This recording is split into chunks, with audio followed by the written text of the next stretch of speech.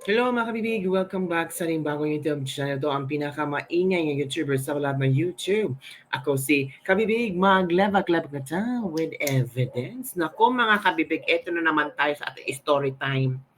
Nako, totoo kaya itong mga chika-chika na sinabi naman ni Senator Amy Marcos na after ni VP Sara at Senator Ben Padilla umuwi galing sa The Hague, ay concentrate na sila sa pangangampanya or sa pag-endorso ng mga politiko na pwedeng mga kasangga nila. At yung mga tao, sabi daw ni PRRD na, umuwi na kayo, Ruben Padilla, VP Sara, malapit na ang eleksyon, mangampanya na kayo, mag-endorso na kayo sa mga kasangga natin. Tapos, na-shock na lang ang mga tao na isa sa mga inendorso ni Ruben Padilla at VP Sara ay si Senator Amy Marcos. Nag-isip-isip ang mga netizen. Gusto bang pagsabungin ni PRRD si Amy Marcos at Bongbong Marcos? Pwede. Pwede niyang pagsabungin kung kaya ba ni Bongbong Marcos na hindi manalo ang kanyang kapatid. At kaya ba niyang iiwan sa ere ang kanyang kapatid? 'Di ba? Kaya bang isakripisyo ni Bongbong Marcos ang kanyang kapatid para sa kanyang sariling interes? Nako po. Parang itong eleksyon ngayon, makikita talaga kung sino ang malakas at kung sino ang ilalaglag.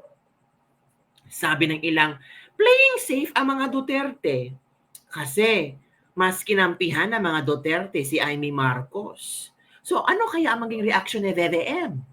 Sabi ni VVM, ayaw nila ng negative campaigning. Talaga ba, BBM?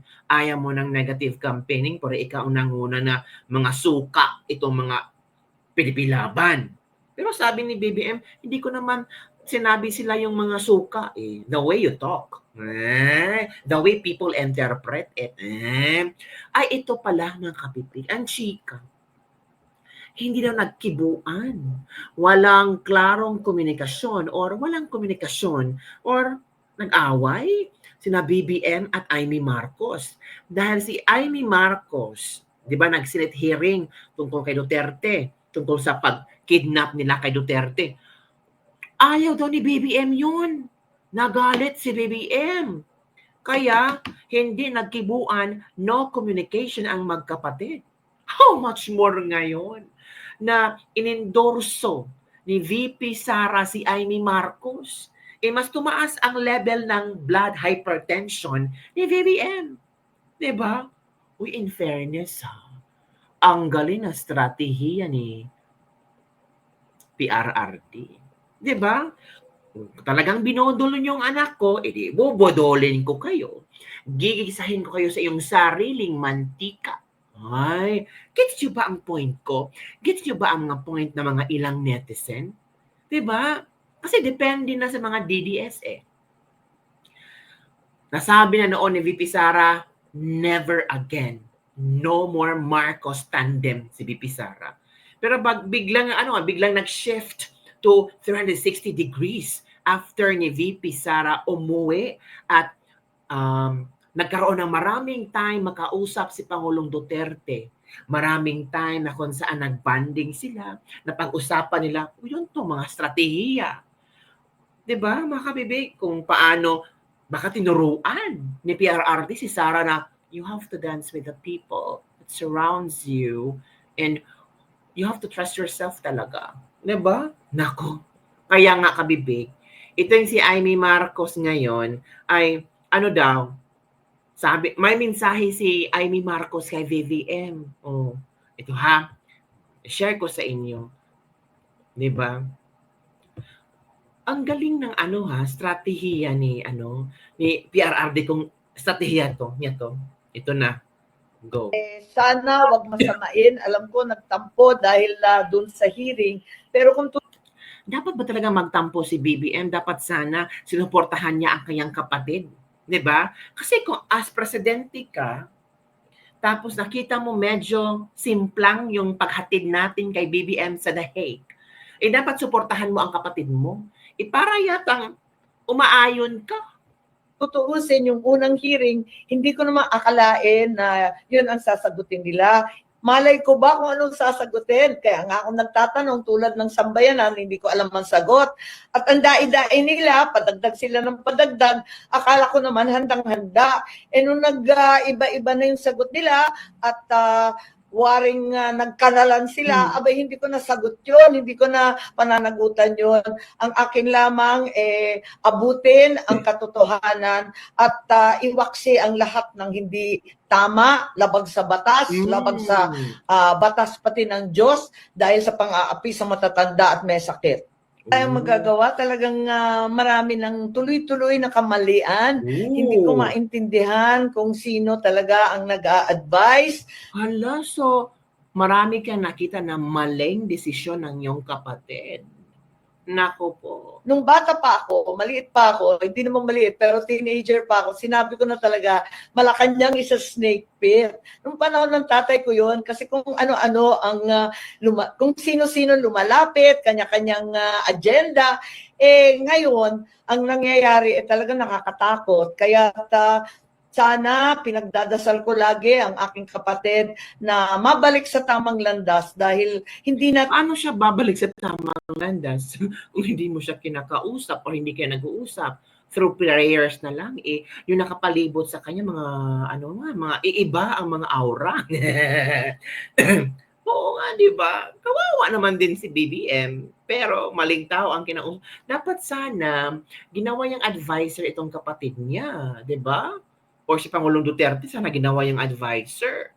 Pero hindi, pinakulong si Pangulong Duterte. Tama itong mga pangyayari, itong politika na mapang-api, mahigante, hindi na siya ayos. Tutukan natin ang problema ng mamayan. Balikan natin ang ating tungkulin.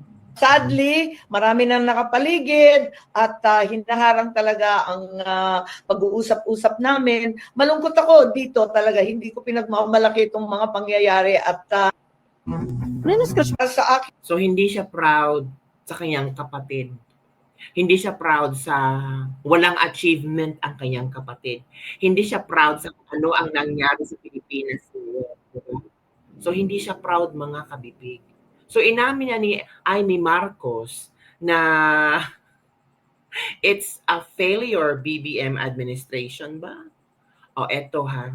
Si Banat Bay, meron siyang reaksyon na sinasabi daw, strategiya ito ni PRRD para magkaisa or ano ba, para manalo kasi kailangan talaga ni VP Sara na maraming kakampi sa Senado. Ito ang sagot ni Banat Bay. Ito naman tayo mga kababayan gusto natin ipasok na naman ng isang Marcos. Alam mo, yung dahilan ng iba dyan na sinasabi nila kaya nila gusto ipasok si Marcos dahil mahina yung ibang mga kandidato natin. Pambihira naman kayo. Ganyan ho ba ang inyong fighting spirit pagdating ho sa Duterte? Dapat, pag talagang naniwala tayo sa Duterte, ipaglaban natin hanggang dulo. Tapos, isa pang dahilan kung bakit gusto si Senator Amy.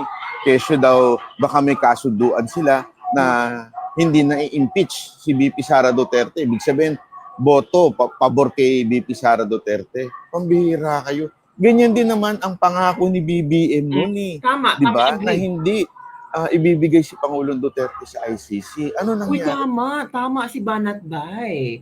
If you still remember, di ba, sumulat pa nga si VP Sara kay Bongbong Marcos na yung sana hindi si Pangulong Duterte sa ICC. Pero ano nangyari?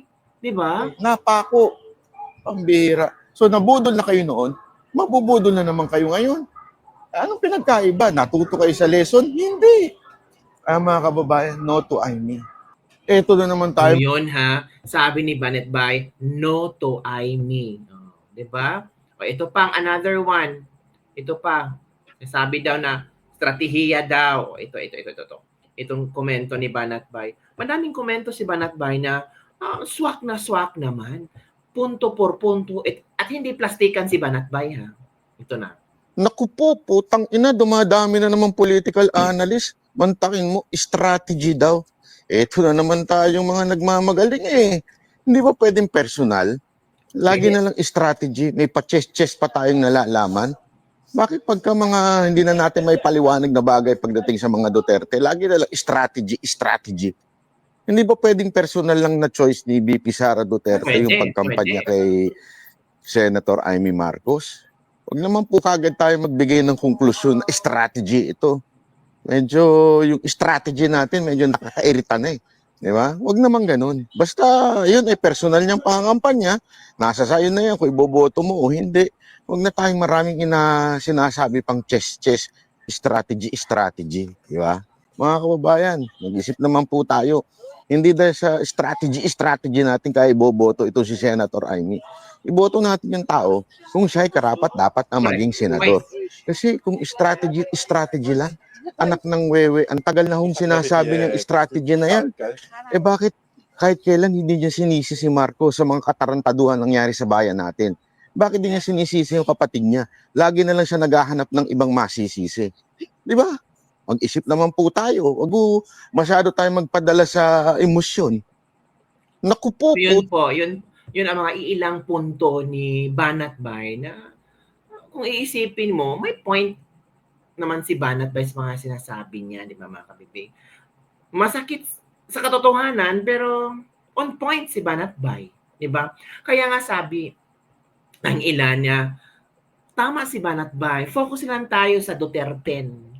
Palusutin na lang natin yung PDP laban para kumpiyansa tayo na kung uupo na ang bagong senador, ang PDP laban, ang Duterte, kumpiyansa tayo na hindi ma-impeach si VP Sara. Why we need other senators na hindi Duterte kung sa panahon ng pangailangan ni VP Sara, ilalaglag siya. Nangyari na yan eh. Sinabi ni Banatbay, nangyari na yan eh.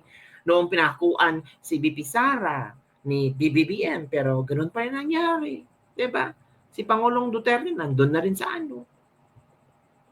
So yun mga kabibig, yun ang mga opinion ni Banatbay. Kung gusto nyo o may punto or feel nyo na tama ang mga nakikita ni Banatbay, ano ba nakikita?